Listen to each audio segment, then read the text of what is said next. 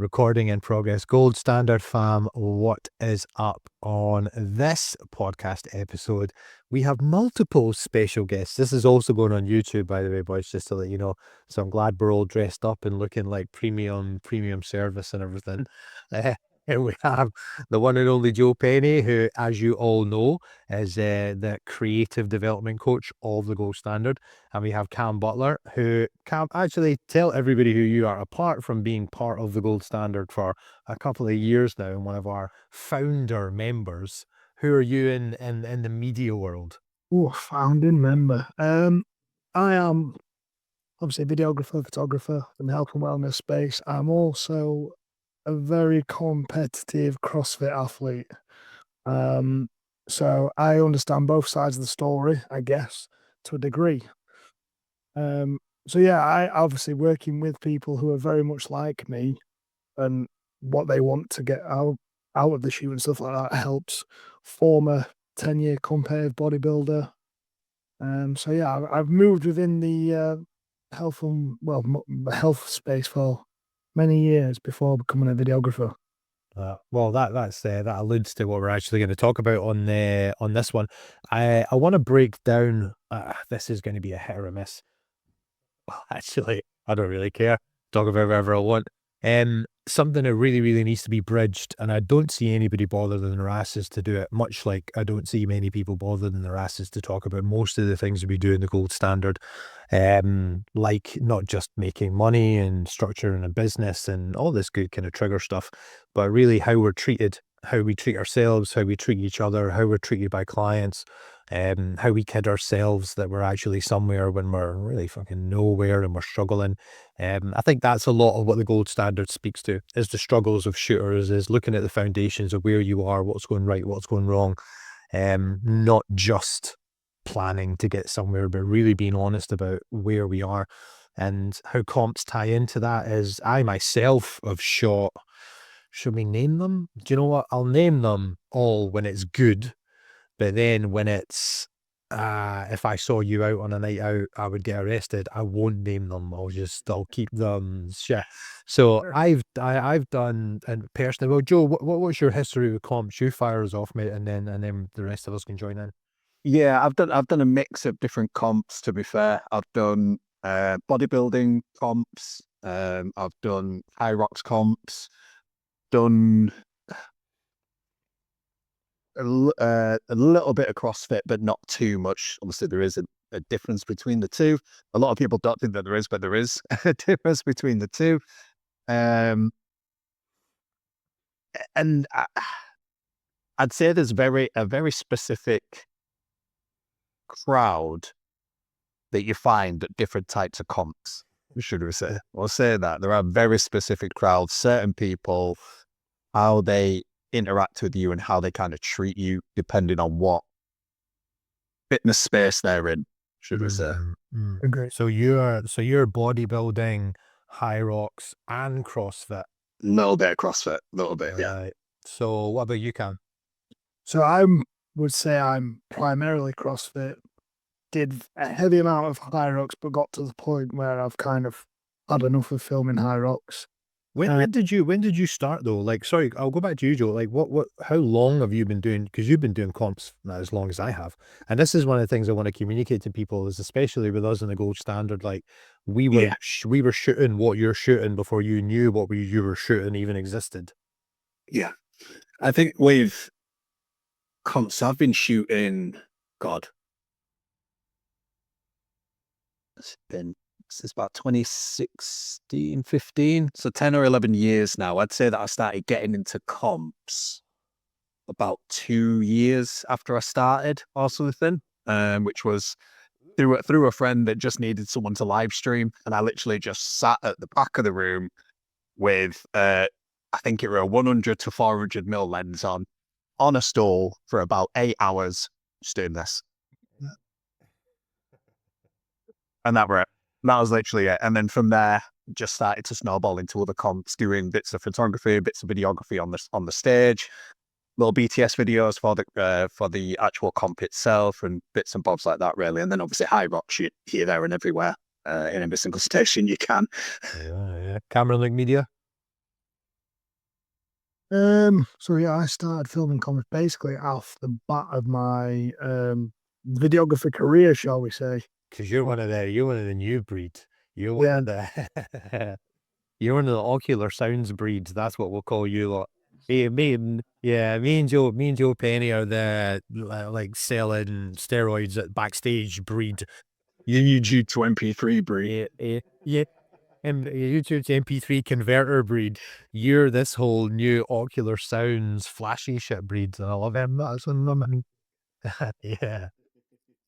And yeah, well, the whole comp thing came about from being a bodybuilder for me. Made few contacts with coaches as a result, and they found out I was then becoming or starting up as a videographer, and then yeah, got asked to come and film a few things and stuff like that. Got absolutely royally took the piss out of in terms of deliverables. Can I have it now? You just think, yeah, no worries, yeah, sound. Yeah, 150 quid and I'll film you for 3 days flat. That's no problem. Yeah. Yeah. Yeah, he just thought it was cool, you know. It was the in thing what you had to do to make money, and yeah, absolutely not. But then obviously moved to like the Hyrox side of stuff. Um, I say pretty recently, probably 2 years ago, 2.5 years ago. And then the CrossFit stuff when I started CrossFit, and that was probably come up to 4 years this year. So yeah, it's been a big mixture of things in terms of the different pacings. Absolutely. I couldn't think of anything more boring personally than filming the bodybuilding show now.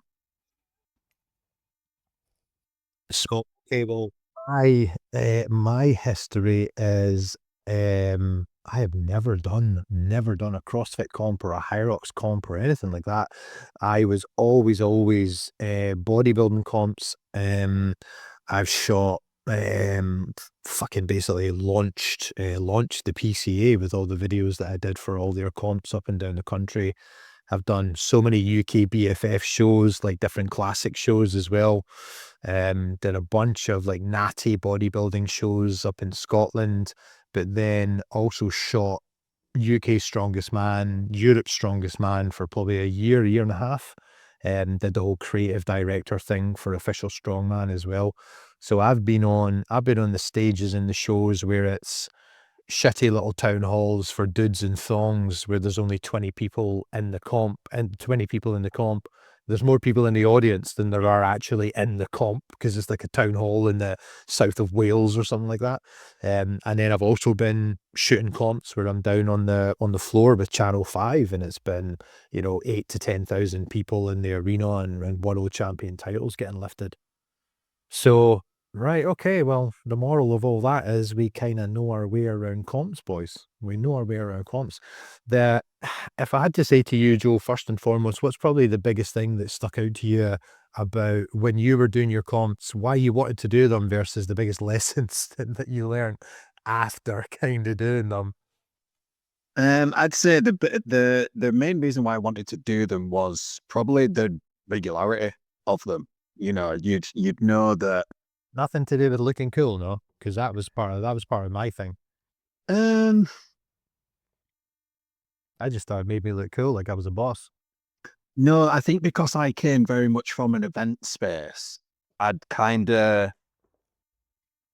been around a world where it was like a lot of very well known people, all your classic fucking reality TV stars and, big time singers and stuff like that. That I kind of felt cool in that space, but that space was always very much like the manipulative kind of, you're going to work for me because of who I am. And you're going to do it for bugger all because of who I am. I'm going to get you exposure, which is what every single creative in the world wants, is just exposure. They never want paying, do they?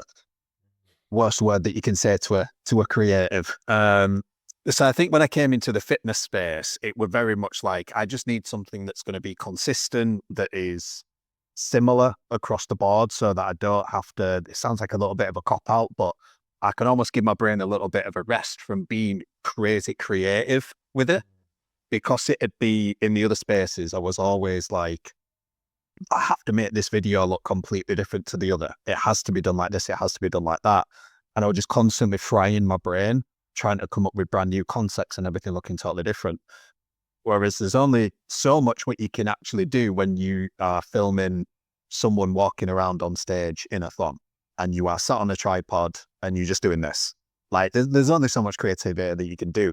The main thing in that probably is just getting the colors right, you know, and that's the biggest thing, because you can't be in control of the lighting, you can't be in control of what they do on stage, you can't direct them. So the most creative thing about it is keeping them center frame and color grading them. Simple as that. And that at the time was very much something that I felt that I needed, just so that I could still be making money, but kind of switch my brain off quite a lot whilst I was doing it. And with these comps being so regular, you know, you could be doing 20, 30 comps a year easily, you know, and if you're charging like however much you can get out of them, you know that you've got, doesn't it? I love that. You're not charging what you're charging however fucking much the asshole that runs the comp will agree to actually pay you. There's everything you need to know about bodybuilding. Very much. There's only been one comp what I've done that I did for a while, and they did not fight me on the price whatsoever. Like, and that was one comp, and I've done hundreds of them over the years. And I'll give him that. Like, I did do quite a few for him. Well, I say one organization, should I say? And I can get on the price. Tell us what it is. Just mix the letters up a little bit. So it's letters and numbers. Is it the three sisters? Yeah, that's the word. Right. But the reason you got paid bang for them is because, was it not because it was part of someone else's team, or there was another media guy there who had already set a larger standard of what they're supposed to be paid? So you weren't coming in as like the kid, you were coming in underneath someone who'd already carved out a big chunk of budget for you. In a way, yeah. So I came in through one of my friends who's a photographer that did all the photos for the show. He's the one that brought me in. They gave me a price that the previous guy was working at, and I said it's a bit too low. If we can do it for this, I'll book all of them in for now, like right now. They looked at it and then just went, yeah, okay, that's fine, that's very fair. Right, we can do that. So I was like, sweet. And that is the only organization that I've actually done it for that has not fought me on the price, you know. Shout out to Mr. Image for helping to carve a little bit out there. There's very few people that, in the world, there's very few people that have been able to carve out like serious paydays and understandings between the media people and the people who pay the media people, of going, listen, this isn't going to be any of this $200 to $300 for a 2-day shoot bullshit. Like, there's very few people that have managed that. I'm actually jealous of a lot of what you're saying there, mate, because I never was the tripod. I was the promo boy, which meant that I needed 2 cameras on my hips, and I needed hundreds of gigs worth of footage that all had to be sifted through with 12 classes and 250 competitors. And I had to start before anyone was on the stage and then finish when everyone was off the stage. You know, it would have been nice if I was tethered and had a tripod up my ass and just sat there for fucking 7 hours, but I didn't. I'm jealous of that one. It's always the case as well with you. I always thought when I read at BTS as well, there'd always be one person on stage that they'd want to feature because they might have like a bigger following, or they might have some, and they go, oh yeah, you need to find this person. It's like, I don't know who that name is. They go, oh, look for this number. And you're like, okay, I bet he fucking doesn't know who I am either. No chance. But they'd give me the number and I'd be like, there's 300-400 competitors here. I've got to go through every single clip and find that exact number now. You're like, oh, God. So I got to a point where I did the whole thing of, when I knew that they were coming on, I'd take a quick shot of the back of my hand so it were a black screen, and then a quick shot after the clip of my black hand, so that I knew that the clip that I needed was in between those 2 bits, just to make it easier. But yeah, they were a pain with that. So on to you, Cam, well, you're kind of a lot the same as me. There's no tripod stuff for you. It's all run and gun promos. Like, what's the kind of thing that made you get into this? But So what kind of, the reason not proved you wrong, but what got you into it, and then kind of how's your mind evolved as you've actually been the person doing it? Yeah, so the reason I got into it was purely because that's the space that I maneuvered in when I initially started. I was a competitive bodybuilder, so I wanted to film bodybuilding because, you know, as most sports, as a little microcosm, they're all cults, aren't they? Bodybuilding's a little cult, Hyrox is a little cult, CrossFit's a little cult. So when you're so hyper focused in one area, that's all you want to film and shoot. So that's the reason why I would say I started filming bodybuilding, was because I was a bodybuilder. I had friends that were coaches, and stuff like that, and I just basically wanted to help them out, maybe earn some money off the side of it if I could. You know, just be around that whole scenario of being around bodybuilding shows. I think the biggest thing I would say, well, one side note I will say, is how crazy it is that people aren't willing to pay the creative, who technically we're the ones selling the next one. We're the one making the money for them going forward, but they're not willing to pay you the money that you're asking for, Mm. which is a wild concept, I find, because it's like, right, so if you removed all media, how are you selling your next show or competition or anything that you're putting on? You're not doing it. Well, there you're getting into the kind of defiant rebel creator versus the conglomerate that knows it has the power and doesn't necessarily need you. It needs its own name, and all it needs is 100 people at a comp and their own Instagram to really, to an extent, to fill up the next comp. What about if what's the things that you're, because this is, I think I might title this like, I don't know, comp creatives are all fucked. I don't know. I might title it something like that, or actually how not to be fucked. Like, what are you noticing in comps just now from a creative standpoint? What are you noticing that creatives are doing, first of all, right, before we talk about what we think is going wrong? Um, Because the only thing I would say that anyone is doing right is the creativity part. yeah, it's like, it's basically That's it. the actual sit down and video or imagery that's delivered is normally 10/10 or of a high quality. So that's the only side I see a lot of. It's the highest quality media for the lowest payday. 100%, Yeah. 100%. Uh, And uh, the biggest one I find is in Hyrox. So if you're freelancing as a videographer at a Hyrox event, you know, you're really towing the line to get £250 out of an individual for at least an hour's worth of filming, at least. Obviously, you paid for your own ticket, your fuel. Then you've then got all the editing on top. That is the one area I find that you're really towing the line to try and get money like that. if you're not, if you're not doing 15 to 20 per comp, it's usually, you can't argue that that's, and I do this with my coaching, where I'm like, if you're not making major bread, you need to decide if it's a marketing opportunity, if it's a networking opportunity. And one of the unfortunate things is that so many shooters don't have the networking brain or the business orientated brain to actually utilize it strategically. They utilize it as a smash and grab, where they're like, fuck it, this is going to give me loads of shit and I'll post it and see what happens. That is smash and grab. Like, I'm going to go into this comp, do everything, and I'm going to leave with as much as I can and see what happens. However, if you're actually strategic about it, then you'll actually look at your content and go, how can I stage this? How can I use the people that's part of this content to do outreach on when I go back? How can I get a hold of comps email lists, or how can I get a hold of everybody that was at the competition at the time? How can I actually do meet and greet with all of the sponsors? But yeah, unfortunately, it's a lot of kind of hit and hope, where it's like, I'll just go, fuck it, see what media I get from it and see what happens. And some people, like, we've got people who are absolutely crushing it at the comps, absolutely crushing it. But unfortunately, they're crushing it in volume, not quality. So you might have 20 bookings at a comp, but if you're only a couple £100 and there's no creativity behind what you're doing, then that's 20 people that are only using you because they can see that you're cheap, not that you're good. And it's like, would you rather shoot 3 people at 500 to £1,000, or, you know, would you rather shoot 3 people at 500, 600, £700 because they're like, dude, you are the best at Hyrox, whatever you cost, I will pay you for the day? Or would you rather do a Tesco's receipt of supermarket sweep and just as much as you can get in your basket? It's tough, man. Neither's right or wrong. Absolutely, neither's right or wrong.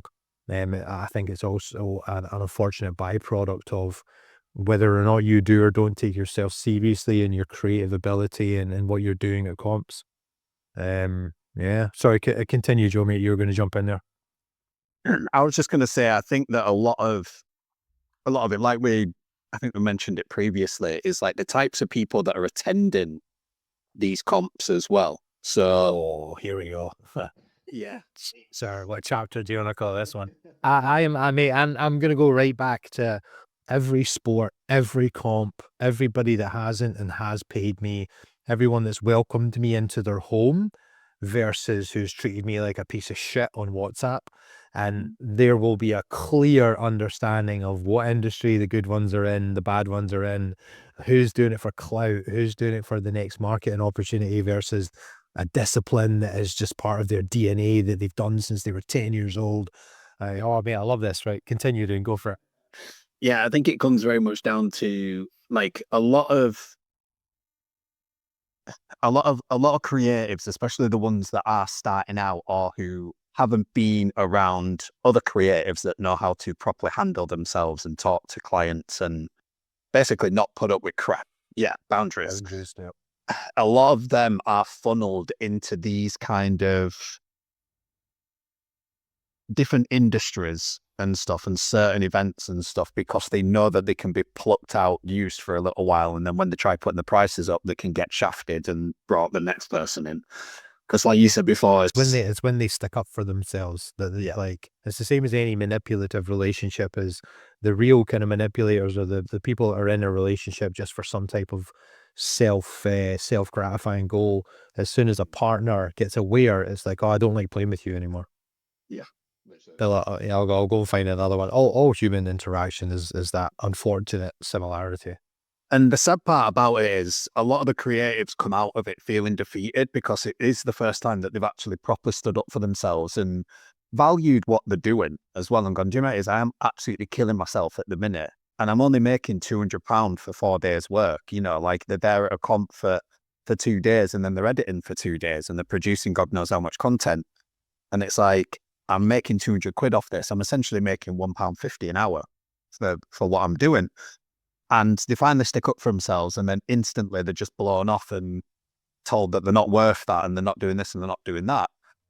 And then they come out of it feeling like crap as well, which just really isn't fair. But it does very much come down to the type of people that are in that world, that are in the different comps and the different worlds within the comps and stuff. And I feel like you could link it to any industry. You know, you could really link it to any kind of industry that there's been over the years. One of them for me would be the event space. Like it's like when you're working in clubs, you know, when you get into events, rather than you're not going to start shooting the Grammys straight away.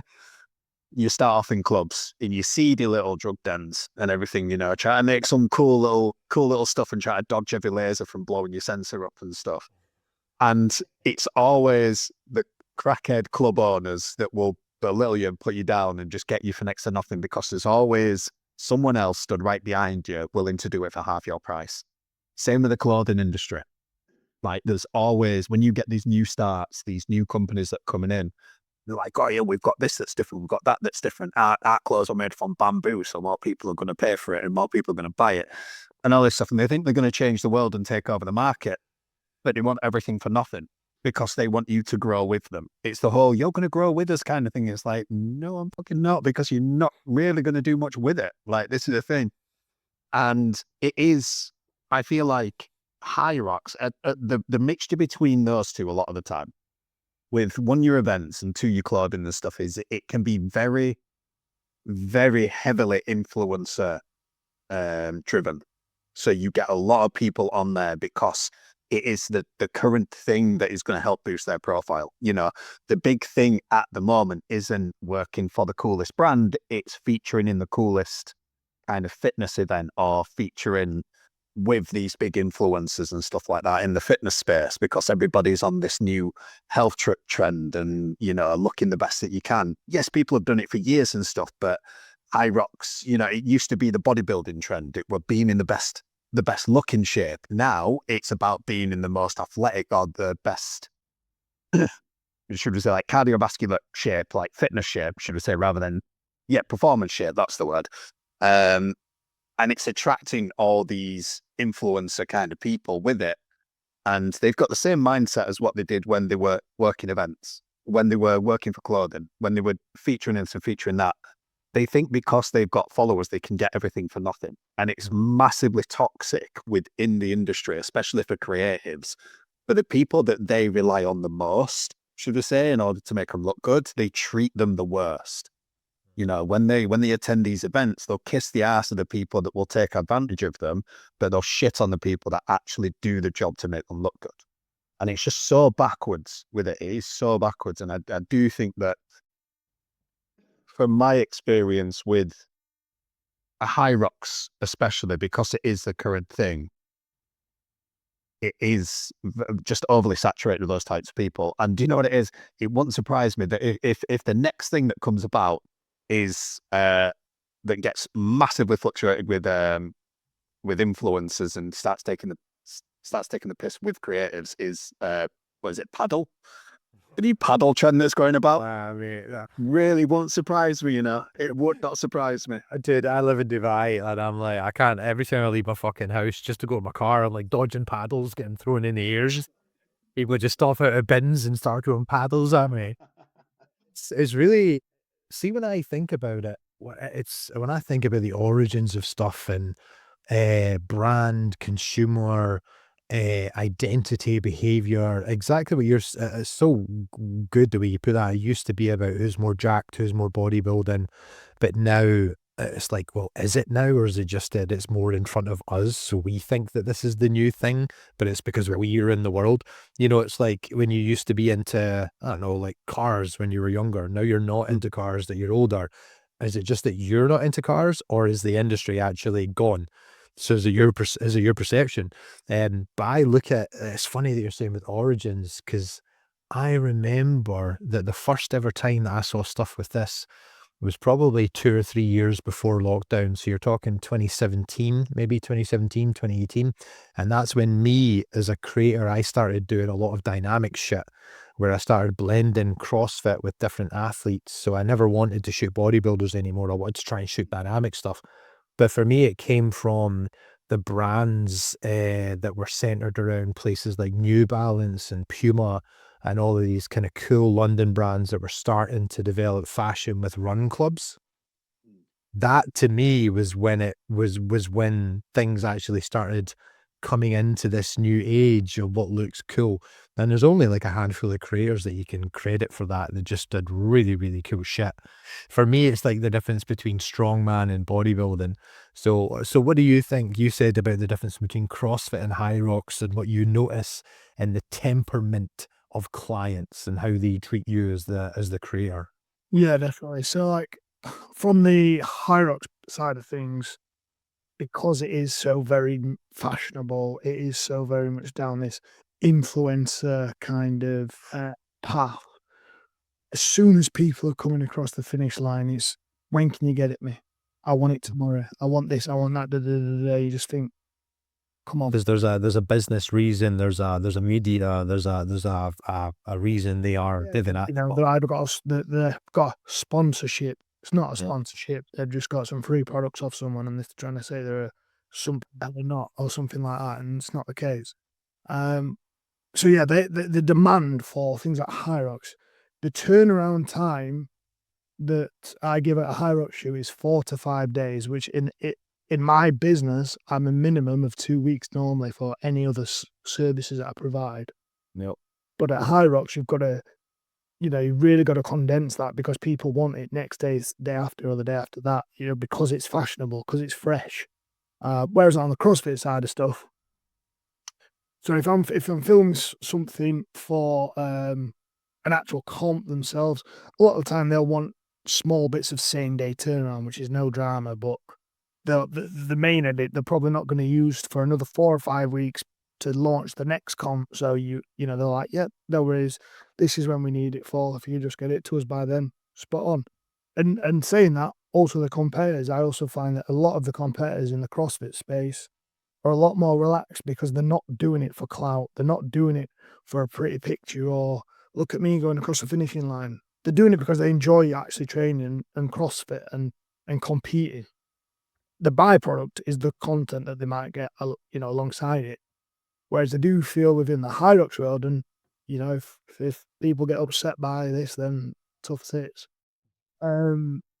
It's all for clout. It's all for look at me. This is a photo shoot for me. I'm not bothered about my time. I'm bothered about how well I look. Did you get a good picture of me doing this? Did you get me one on the ski? Or can you remove this clip out? You just think that's how you look, I'm afraid. But yeah, like the temperament from Hyrox to CrossFit is completely different. Well, the challenge to that is, to say, well, I would be very confident with the way that my brain works around business, to say that there was a couple of hybrid rockstar CEOs that 3 or 4 years ago sat around a desk and went, the way that this is going to be better than CrossFit is if we make it as influencer, as brand, as whatever driven as possible. And then you've got us, the guys who are the tools and the picks and the shovels and the axes, sitting at the bottom going, this is fucking brutal. What the fuck? What is this bullshit? Like, why am I getting treated? What are these personalities? This isn't nice. But then the people at the top are like, well, we don't really give a fuck. Like, this is how our business model works. Like, we need it to be what CrossFit wasn't. We need it to be cool. And we essentially did the Gymshark blueprint, didn't they? Where it was like, let's just give all the let's get all the exposure out through the influencers, through the bigger, like some of the biggest names in the industry and stuff, and now they'll be our marketing, and then we'll bring people in to focus mainly on Gymshark rather than Gymshark just featuring for the influencers. It's influencers featuring for Gymshark. Yep. But essentially just doing that kind of blueprint, aren't they? Which, yes, works, but then if it is the wrong person that is running the company and all they want is to benefit themselves more than anything, it is a shit time for everyone else involved. Dude, that's an interesting thing. With the CrossFit, there's so much of that around the media, around absolutely all of it that seemed very not family driven, but like, this is our DNA. We started on a farm and, in the middle of American, yeah. And as where Hyrox, there's a lot more of that well-oiled machine, whereas we're a machine. That's it. We're a machine. So it's who's going to get called out, what's going to happen. The only reason CrossFit failed is because their safety standards came under question after somebody, unfortunately, is no longer with us thanks to a CrossFit comp. And then that was the opportunity for somebody to go, right, well, let's do let's do CrossFit 2.0 and let's do it way better than they did. Let's bring CrossFit into the new age, blend it with the Gymshark style of influencer academy, of influencer pyramid type thing. Cam, sorry, continue. On you go. I was just going to say, when you look at the, should I say, almost like the feel, like when you watch like the CrossFit games compared to watching like a Hyrox comp, it just feels totally different. It feels like you're watching these people that have lived this way of life. Like when you watch CrossFit games, for me, it looks like you're watching people that have lived for this. Like, this is their life. This is like, no, this is what I want to do. I'm not in this for the fame and the glory. I'm in this to prove to myself that I can do this stuff. And when you watch Hyrox, for me, I've done very few Hyrox comps and I've done nothing but cringe the entire way through it. I'm just like, I hate it. And like, yeah, it's not for me at all anymore. But it's just, it just feels like it is, rather than it being something personal and a way of life for people like CrossFit, the Hyrox just feels like, this is going to get me attention. Yay. Well, that's where a lot of the media and things that are affecting creatives just now, where I don't think there's a lot of creatives that are really able to get in depth with Hyrox. Like, we're able to spend time with athletes and genuinely create things that you might see on on maybe Netflix, or you might see on YouTube. It's a lot more of, no, we just need as much volume to pump out as possible, as many videos, as many edits, as cool as possible. And there's so many people capitalizing on it. If you had like that whole thing with Ocular and their specific shooters and the way they timed that, like they must be sitting on millions thanks to downloads of just how they went, here's the number one Hyrox shooter who does more than any of you could ever dream of. Oh wait, he also happens to just use the shit that we sold him for his presets. That timing is so well done, and you have to admire a lot of it. You have to admire a lot of the way they've done. But as what we're talking here is how that affects us as at the creative side of things. We can complain or we can praise, but ultimately, at the bottom of the field is always going to be the creator, and they are going to have to perform based on what the people at the top of the pyramid are trying to achieve. So if people are trying to achieve, like in CrossFit, they want you and your mother and your dad and your uncle and your brother and your kid and the next generation to be part of CrossFit. And we want to have franchises across the world, and we want it to be family run and all this stuff. Then you find that the creators that gravitate towards them, do sick edits and photography, but they are like, do or die, I believe in CrossFit and I want to be here because I'm part of the community. And then with Hyrox, it's a totally different breed that unfortunately affects the pocket so much of shooters, where the top dogs in Hyrox, the bosses are like, nah man, we'll take everybody that's left from CrossFit, which is probably 90% of them, plus all the new breed of influencers, plus all the new athletes, because being able to do, run club plus lift is now what's selling, with all of the media, with all of the new brand identity, all the run club stuff. And we want to pump out volume, and we're going to need creators to either get on board or don't, and we don't care. And it's that sheer volume that unfortunately affects price, that affects the way that a lot of shares are treated. Well, what do you It's think? funny, just a quick one on that, really, when you're talking about the volume. One of the times when I did a Hyrox comp, it was actually for Hyrox itself as well. And they had a team of people. They were like, oh yeah, we've got a team of shooters that are going to come in, that you're just going to document as many people as you can, as many exercises and as many races and everything that you possibly can. And we just got a small team of people that were coming in. There were 27 shooters just for Hyrox, just for the Hyrox. And then all the athletes had their own shooters as well. Now, granted, the athlete shooters could only stay around the outside.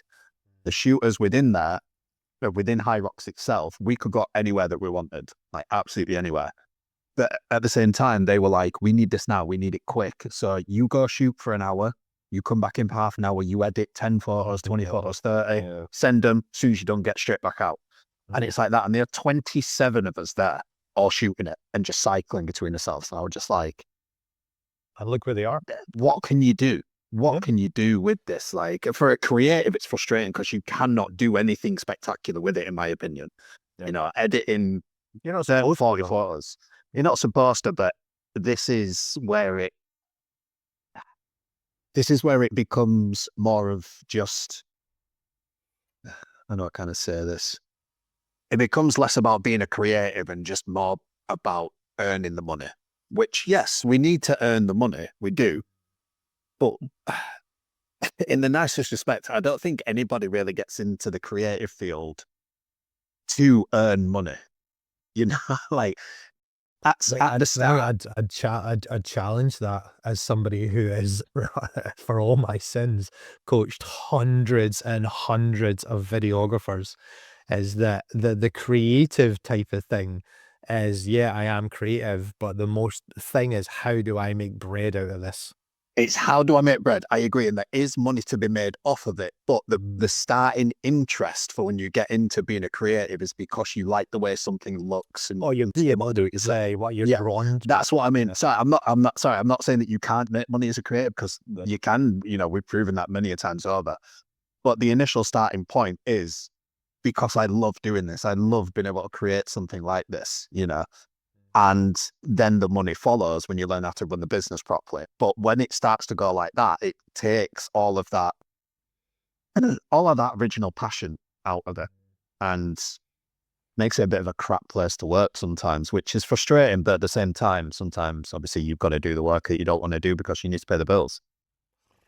It's one of those things, Yeah, paying the bills. Mate, I think of the differences where there's one thing that I need to say here about my experience, or one of my many experiences with the bodybuilding, and I still pray every night. I get down on my knees and I pray on my bed to our Heavenly Father to look after those who still do bodybuilding competitions. As I remember way back in the day, this competition was, let's just call them ACP. And this was like right when, the UKFFB was getting absolutely fucking horsed, because they're just run by dinosaurs, and fucking I probably could do a competition in my back garden and do a better job than them. So unfortunately, these kind of top prehistoric behemoths were getting taken off the top spot, and you've got all these people coming in with new comps. And I remember I did their videos that effectively like launched them. This was when you were allowed to be creative as hell. It wasn't about volume. It was about, here's a massive comp. And this is before consumer micro content even existed. Everything was just promo, big testimonial. The consumer nature of what it is now, attention, 3 seconds, didn't exist. But back then it was, a lot more of YouTube focused, the long format type stuff. And the video that I did for them effectively launched the entire federation. And I remember it was the thing, I'm sure you said it was one of the things that you saw back in the first days of comps as well. I had countless athletes that are like millions of followers and sponsored by Gymshark and Vanquish and all these guys that were like, bro, I got with their comp just because I saw your video. And and obviously they become a sponsored athlete of the comp, they get paid to compete. And I remember I did that for, I did that for like 300 quid. And the comp itself was like an entire day. It was the Nationals. It was the biggest one. And I did it for 300 quid. It took me a week to edit it. And I only did it because my partner at the time was affiliated with the comp, and I agree. And the CEO of the comp gave me the usual bullshit. Oh, bro, this is coming out my own pocket. I need you to be nice with me. I'm like, all right, cool. How many? Even though they're charging £100 a ticket and they've got however many thousands of people coming to the actual event. Yeah, Shut up. But who am I to question the outgoings of the CEO of a massive bodybuilding corporation? I'm just a creative. And I remember after I did it, it got like 60,000 views and 300 shares within 24 hours. And it was like, boom, this federation is here.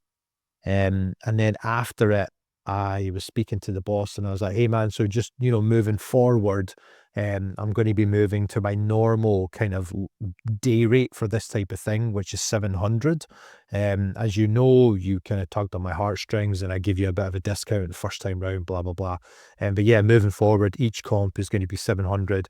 And I want to provide a bit more. Like, I don't just want to do the main promo. I want to maybe offer some extra smaller edits. So I was given more value in X, Y, and Z. And this bitch, the CEO of this company, fucking replied to me a row of laughing emojis. I still have the competition. This is 10 years ago, and I've kept this, and replied with a row of laughing emojis. You're talking 10 laughing emojis. And underneath it said, no thanks, mate. At that price, you'll be pulling up in a Bentley. And I was like, that's a week's worth of work. And I'm only asking for 700 quid. I'm not even asking you for travel. Because I didn't know how to charge to get from Glasgow to Birmingham. I'm taking the hit on half of that on travel. And then sure enough, I get messages in from all the other comps across the country who are the promoters of the areas of this federation. And they're like, hey Gus, just to let you know, we're going to be moving forward with someone else. And I'm like, what's this about? And they're like, we don't know. We've just had an email from head office and told not to use you. And I'm like, motherfuckers. And then I'm doing that for that type of treatment. But then when I go to strongman competitions and stuff like that, these guys are putting me up in their house and and I'm looking after their kids for the afternoon while they go to the gym, and they're like, mate, I'm trying to pay you. You know, even if they're down and out strong, and their energy and everything is just so incredible. And then I've met the CrossFit athletes as well when I started to do a lot more dynamic filming, and I'm like, I like the energy of you guys. And then now with Hyrox, it's like, imagine and I know the type of feedback and barriers that creators are coming up against because of the energy of the type of people that run the comps, and how they, and the energy of the type of people that create, that compete. It's like a really, really tough middle ground. But with, I'll tell you what, with you, Cam, like, what do you find, what's helped you actually have a good time at these comps? Like, from a business perspective, what have you been able to actually achieve from how you approach them, how you stick up for yourself, how you just present yourself at these comps, to not be, and shout out to one of our clients who's just recently stayed in a fucking 8-man hostel dorm to do a comp of 20 athletes or something crazy like that. And is even actually charging quite a good rate compared to 99% of all other shooters, because he's fucking coached by me. And immediately when he came in, I was like, your prices are going up by a minimum of 20 to 30%. Immediately, you're not even doing anything different. I'm putting your rates up. And they've all landed. By the way, all the rates have landed. But there's still that bullshit of going, well, if I'm here for a week for all this comp, I can't really afford $200, €200 a night for a hotel. So yeah, in your experience, Cam, like, how have you started conducting yourself differently that has made these comps profitable, bearable, not have CEOs messaging you laughing emojis just for charging 20p for water at a comp? Um, I say the biggest thing is being very clear communication-wise on what I am delivering for the price, because some of the comps I do are set priced, and they're like, right, this is the price that we will pay you a day, and it's like, yeah, fine, no worries. What are you expected of me to deliver? Yep. Because if you're expecting me to deliver a full week's worth of promo video like you just said there, there's not a chance. I'll turn around and say, sorry, it's not for me, and I'll swear it. Just that would save so many creators, is that they don't look at what they give, they only look at what they're being told is happening. And if you're met with a fixed budget, or if you're met with something that means you can't follow your own pricing, okay, you are going to take that probably because you want the gig, but you still need to look at what you're delivering and what the maximum you're allowed to be bent over for that amount of money. Yeah, interesting. Sorry, carry on. So yeah, so that would be my first port of call. But if I'm ever messaged or anything like that about delivering content for a competition, it's right. Are they asking me what I'm going to charge? If so, right, this is the price. If they're then telling me it's a fixed price, it's then finding out what they're wanting from me as part of that price.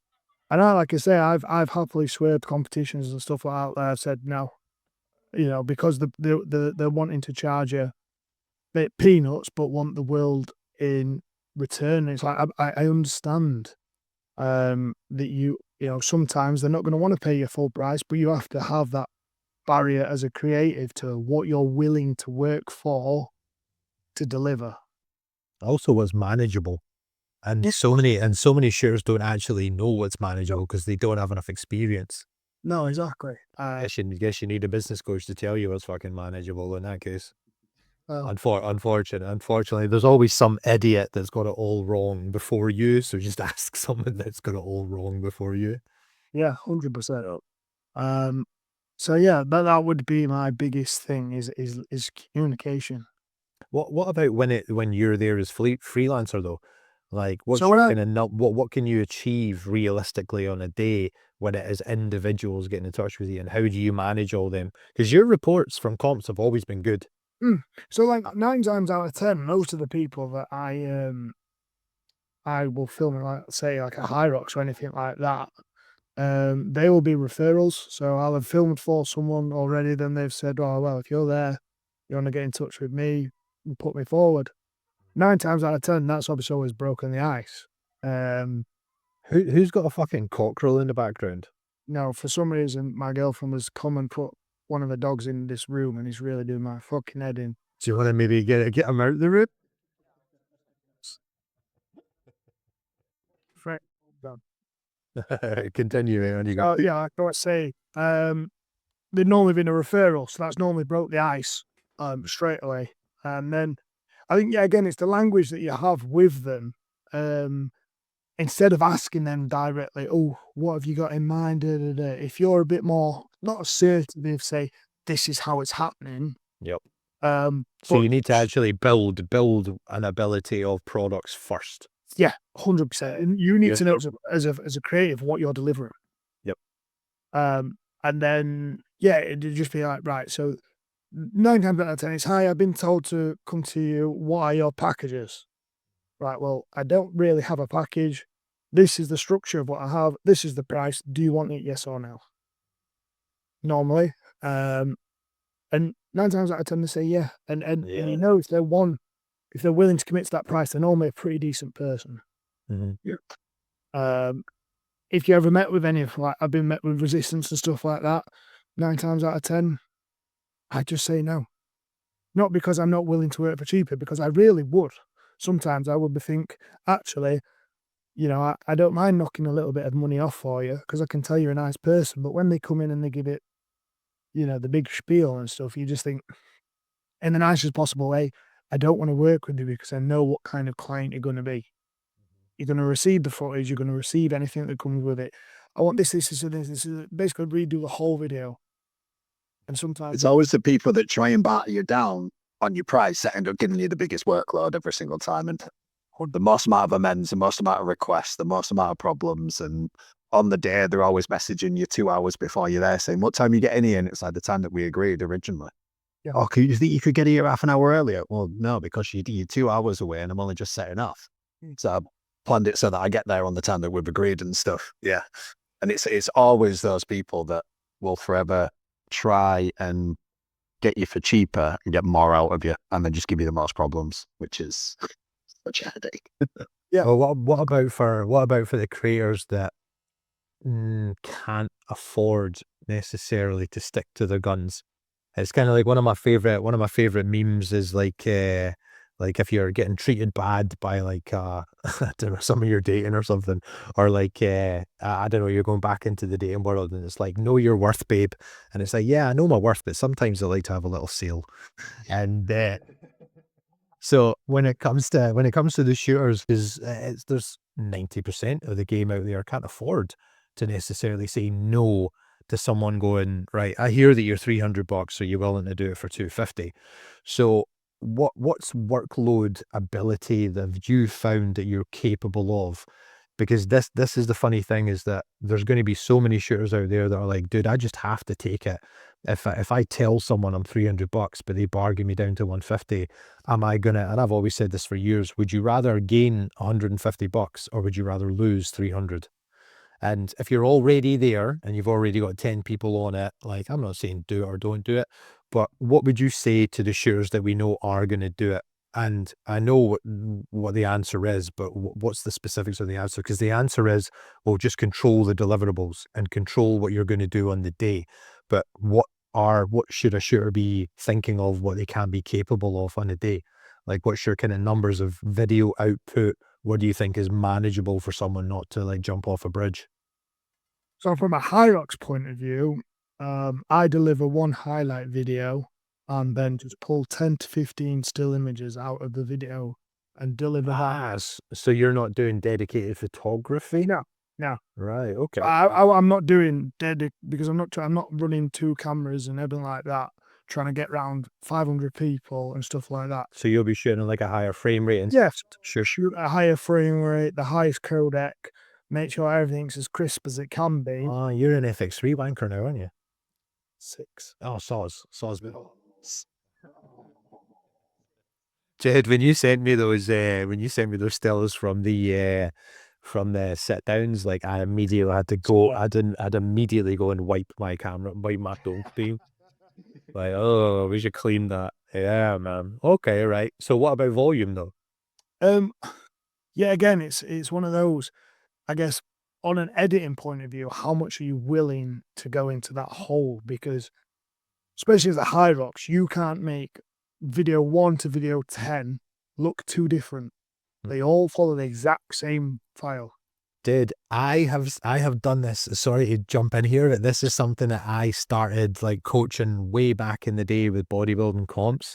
Is the creative automatically thinks that if you're shooting 10 athletes in one day, it all has to be 10 individual Nike adverts. I'm like, nope, make them all the exact same. Pick maybe 2 audio tracks that you like for the entire day and just rotate them from one client to the other.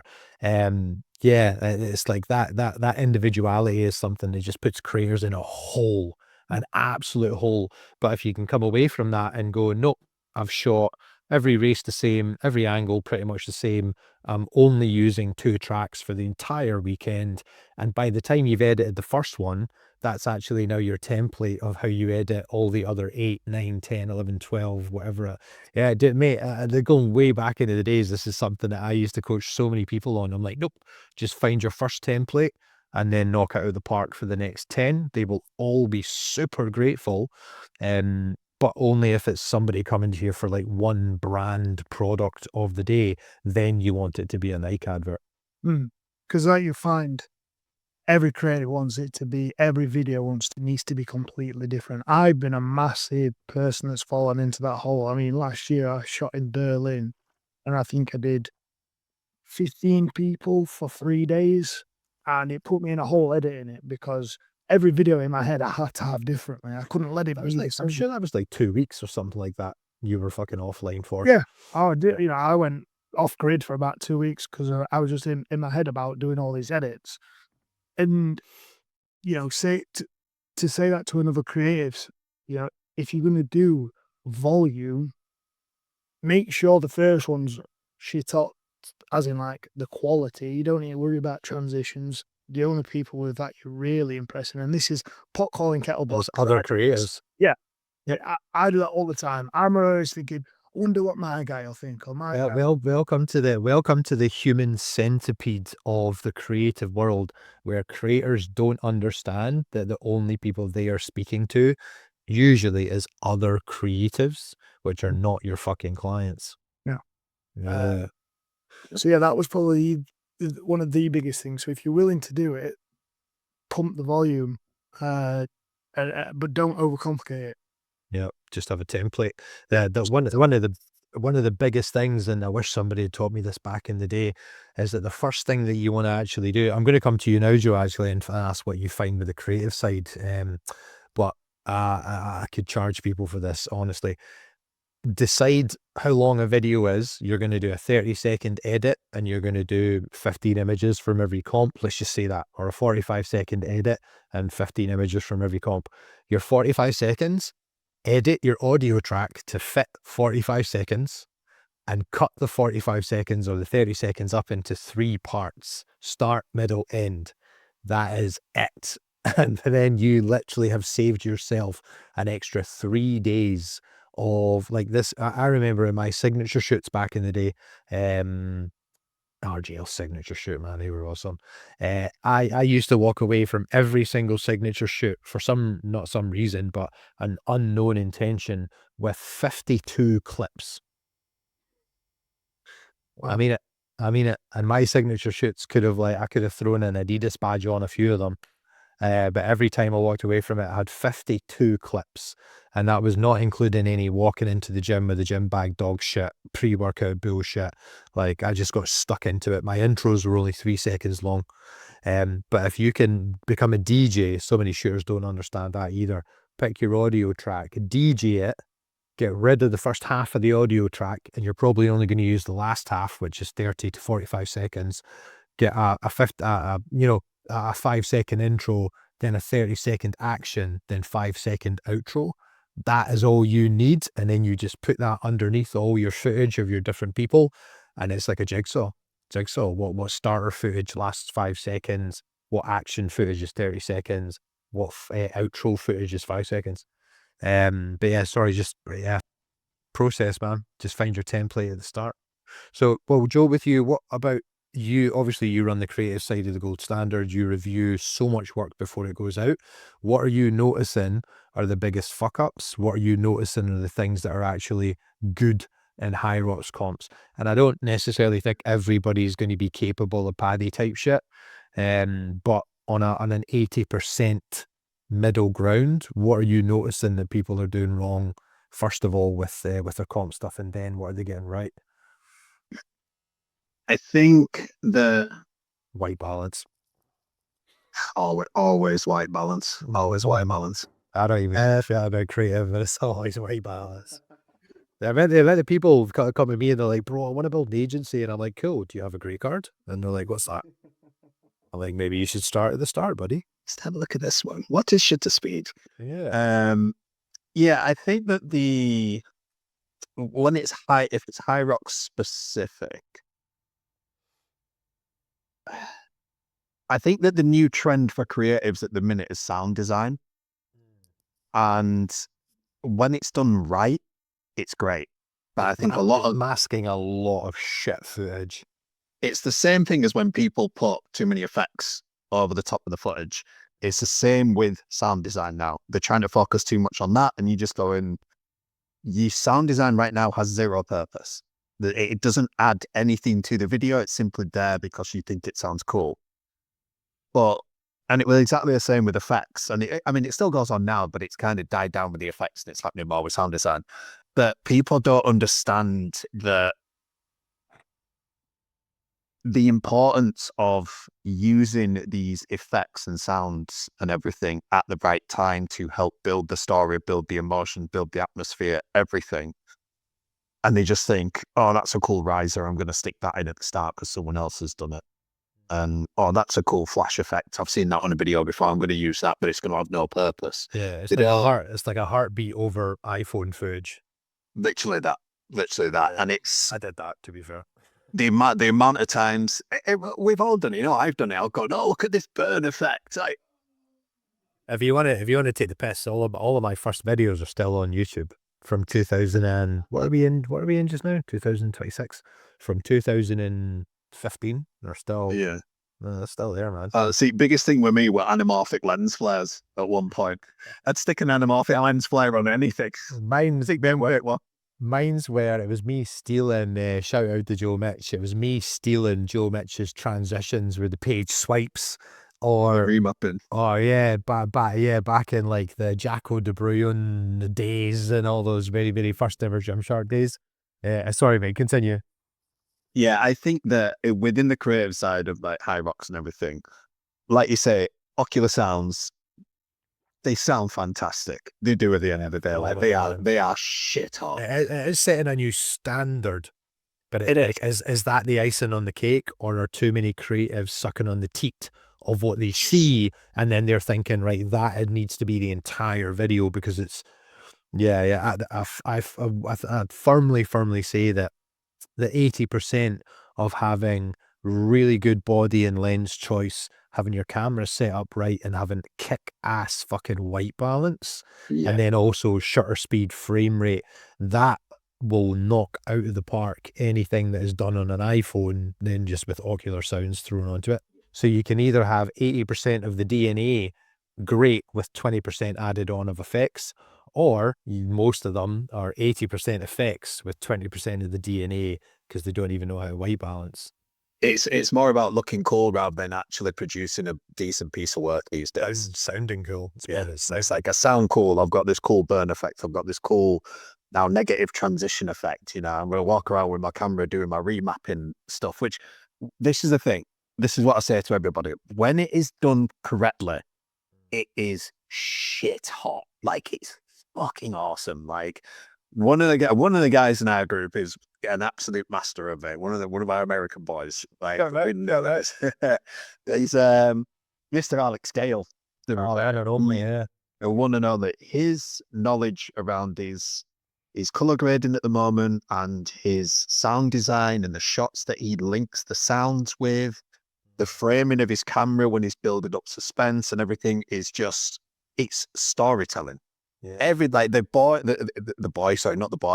man will be sat at a desk and he will have maybe 5 or 6 different angles on a camera that he is telling such a clear story and using everything at the right time that I sit and I watch his videos more than I watch most other people that are doing all these big crazy stuff with all your transitions and all your flash effects and all the sound is like different stuff, and you're like, well, to run over here and to get this and get that. I will happily rather watch Alex Gale sit at a desk writing in a notepad than someone create a full crazy Hyrox thing, because he's mastered the art of telling a story with stuff. That for me is why I think he's starting to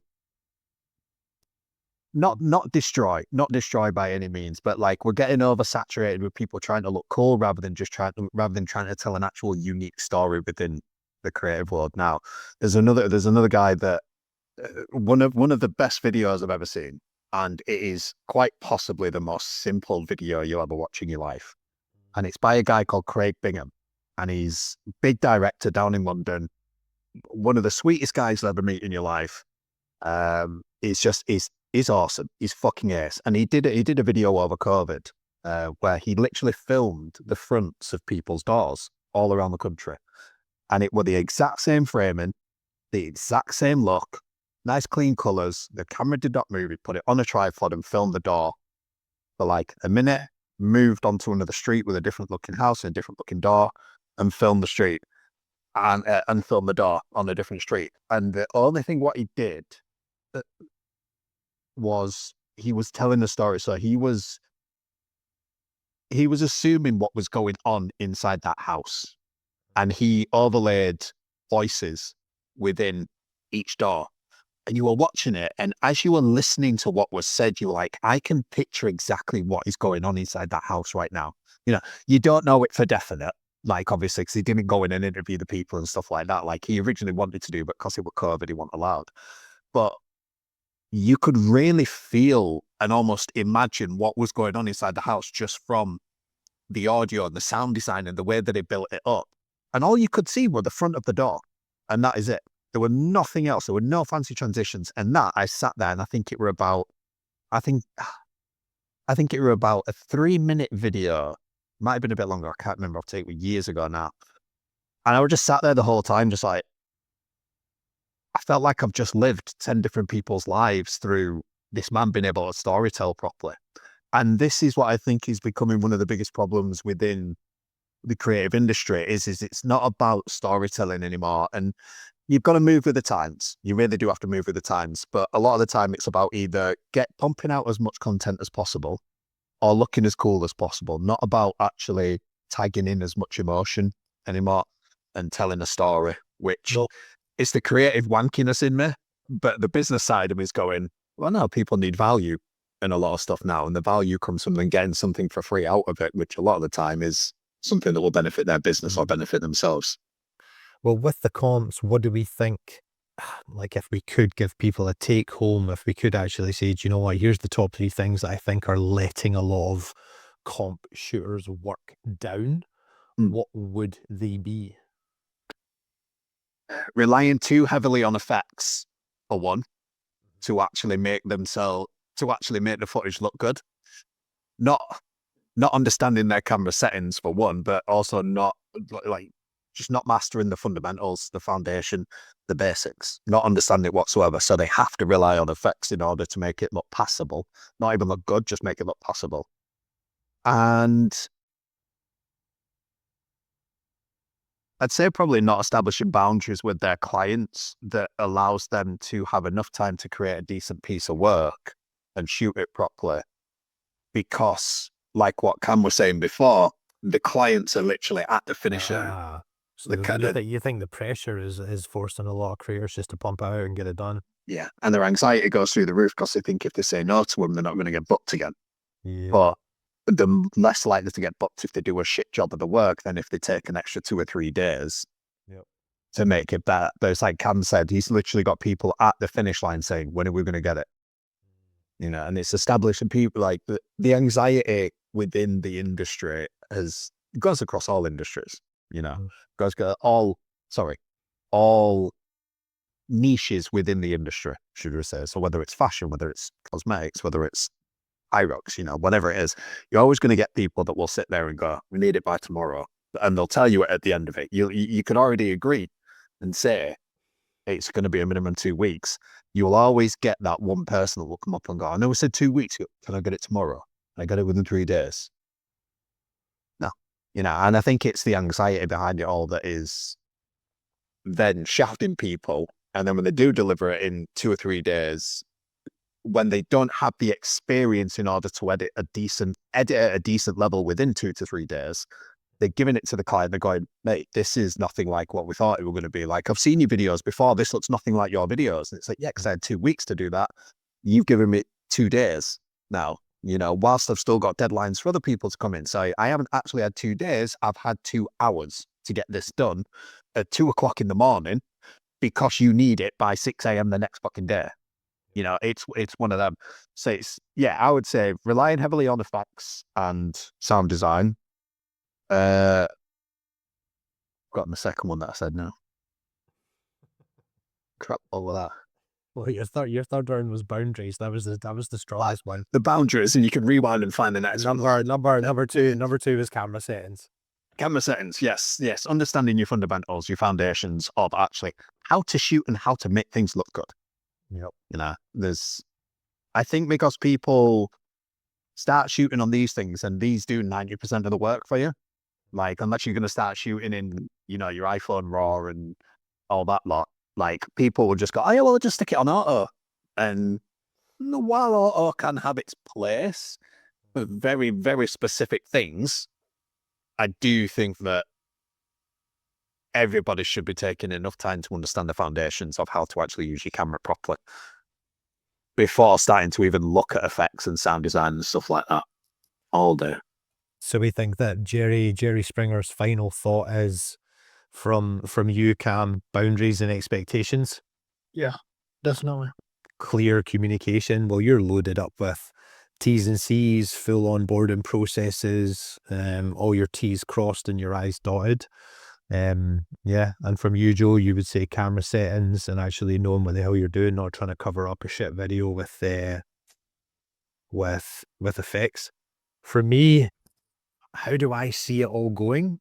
I agree with both of you. I absolutely agree with both of you. I think it's a little bit of a shame that creatives are such consumers when we're supposed to be creatives, but we're also just such sucker consumers, where we just want to be part of whatever looks cool. We're even worse than the competitors because we're the ones that sit there and get the validation even more so on social media, and we're part of the creative process. And there's so much of it, unfortunately, that taps into that really, really that deeper little kind of selfish desire of why we do it, which ultimately is to be seen, to be seen through other people, to be seen, what's that word, vicariously, through others without us having to be in front of the camera necessarily. And unfortunately, it makes us fall for a lot. But if we can move forward with simple things like clear comms, a clear service of exactly what we offer for each comp, not whatever you want, I'll do, a clear rate, T's and C's, but then also from a product development, we need to at least know camera settings, we need to know white balance, and we need to know how to produce something that's good, that's not propped up by effects, then we should be getting there. Would I finish with anything other than that? I would probably say, yeah, don't believe the assholes at the top.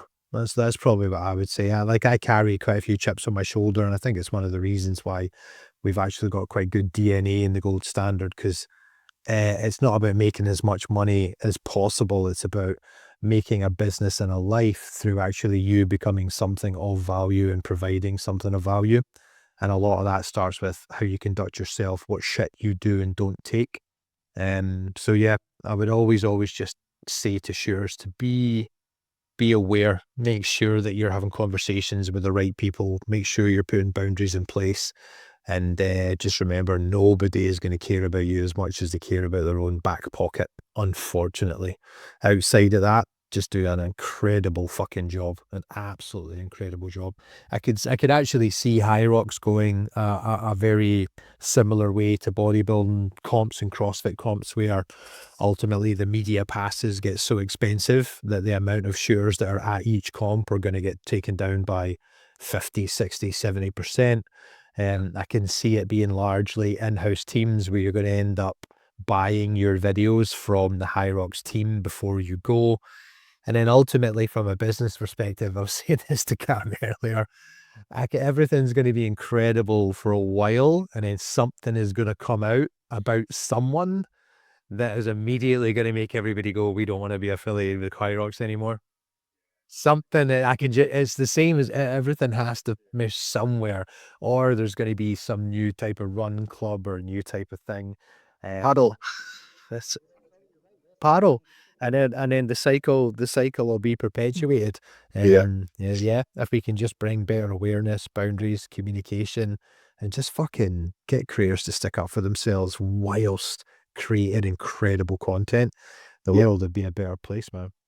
All right, well, I think we'll wrap it up, gents. Thank you for your attendance. Thank you for your thoughts. Thank you for your experience. If there's anything that you guys and gals listening need from us, if you're a client and you're listening to this, as always, you know where to get in touch. You're either going to be on the blueprint, or you're going to be part of the private business group. We're here for you. Everything we've talked about here is just no fluff that we've all been through for years. So if you're building that business with us, do not be afraid to speak up, be vocal, let us know what you need. And if you're not part of the gold standard, but this is triggering the fuck out of you, then that clearly means that maybe you want to drop us a DM and say, hey, this is where I am. Can you maybe help? And usually we can. So if there's anything you need, get us on Instagram. If you're a client, get us in the private business group, and I'll see you guys on the next one.